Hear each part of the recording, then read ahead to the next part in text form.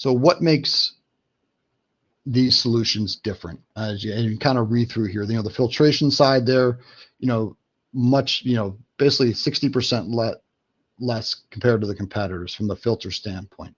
Longer service life. It's not made in China. It's not made overseas. I think the big thing for us, why we wanted to partner up with, is because of the fact that it lasts longer as well. You're talking about a 40% longer life on the filter as compared to the competition. So that really separates them from a lot of other uses out there. Plus the cost is much less as well compared to some of the other solutions out there. For our standpoint, from a company standpoint, we brought this in because it's not manufactured in China. We're not looking to give the cheapest version. We're looking to give the most effective version that's going to solve the problem. And that's what really made them separate from everybody else that was out there.